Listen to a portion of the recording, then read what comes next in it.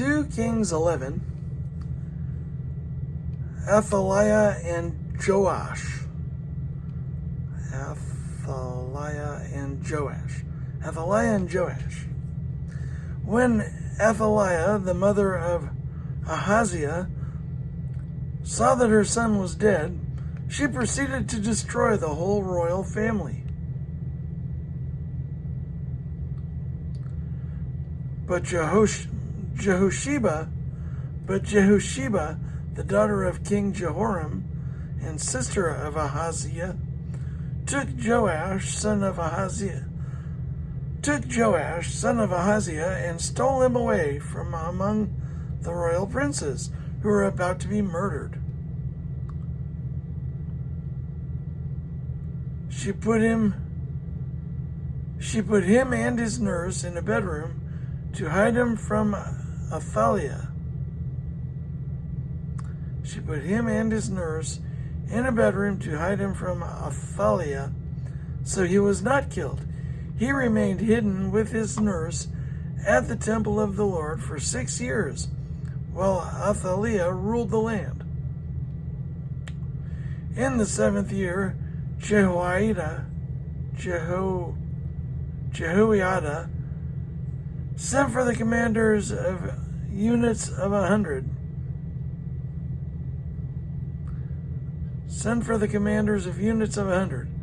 The Kerites and the guards, and had them brought to him at the temple of the Lord. He made a covenant with them and put them under oath at the temple of the Lord. Then he showed them the king's sons. He commanded them, saying, "This is what you are to do. You who are in the three companies that are going on duty on the Sabbath,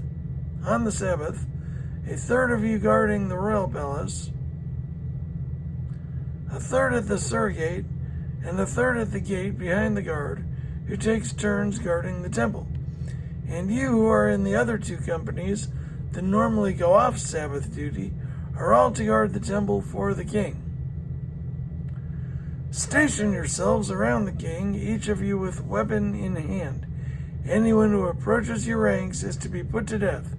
Stay close to the king wherever he goes." The commanders of units of 100 did just as Jehoiada,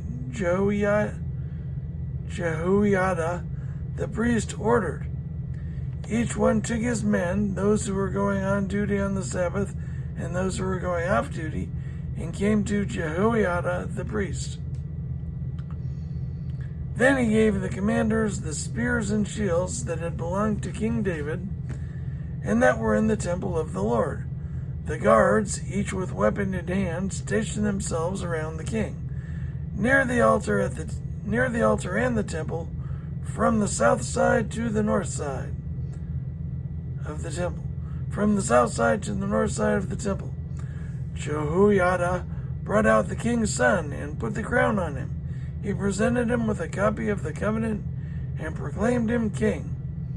They anointed him, and the people clapped their hands and shouted, "Long live the king!"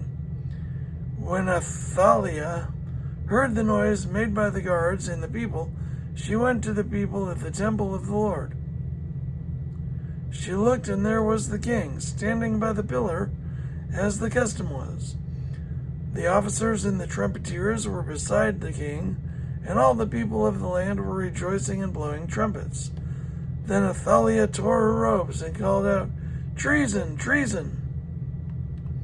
Jehoiada the priest ordered the commanders of units of 100 who were in charge of the troops, "Bring her out between the ranks and put to the sword anyone who follows her."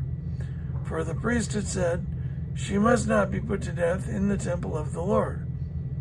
So they seized her as she reached the place where the horses enter the palace grounds, and there she was put to death. Jehoiada then made a covenant between the Lord and the king and the people.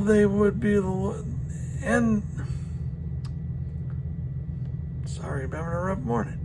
Jehoiada then made a covenant between the Lord and the king and people that they would be the Lord's people.